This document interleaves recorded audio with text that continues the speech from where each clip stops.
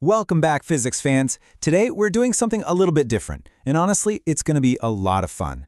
We're taking a standard physics assessment and turning it into a mental gauntlet. We're putting your understanding of the universe to the ultimate test, using just pure, unadulterated physics. So get ready, because we're moving fast, thinking hard, and relying entirely on the raw data. Here's the real question. Do you actually know the fundamental laws of the universe? And more importantly, can you translate the real-world physics of the cosmos, stuff like motion, electricity, and waves, into hard numbers? We interact with these forces literally every single day, usually completely oblivious to the math running the show behind the scenes. Well, today, we're stripping away the illusions.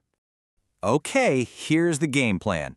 To conquer this gauntlet, you've got to survive 3 distinct levels. First, motion and forces, then electromagnetism and circuits, and finally, light and sound waves.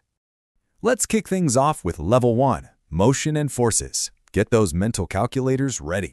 For question 1, imagine a body with a mass of exactly 5 kilograms. Now, acting on this body is a net force of 25 newtons. This is a classic setup for Newton's second law. We've got the mass, we've got the force causing it to move, and your job is to figure out the resulting acceleration. It's a beautifully direct relationship. So, based on those variables, what is the acceleration produced? Is it option A, 2 meters per second squared, option B, 4 meters per second squared, option C, 5 meters per second squared, or option D, 10 meters per second squared? Do the math right now and lock it in. Moving on to question 2, another kinematics challenge. Imagine an object projected straight up into the air with an initial launch speed of 40 meters per second. It travels upward, hits its apex where it momentarily stops, and then falls right back down to the launch point. And crucially here, we are completely ignoring air resistance. What's the total time taken for that entire round trip? Option A, 4 seconds. Option B, 6 seconds. Option C, 8 seconds. Or option D, 10 seconds.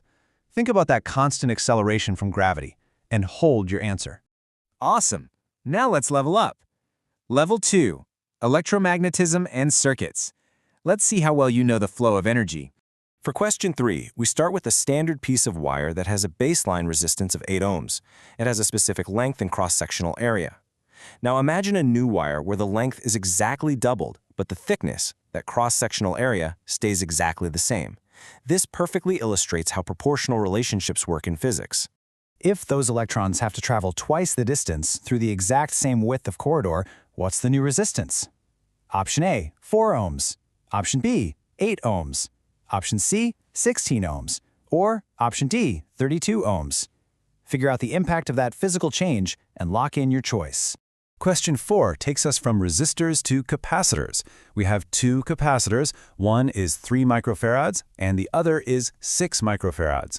The absolutely crucial detail you need to remember here is that they are connected in series, not parallel. That one little word completely changes the rules.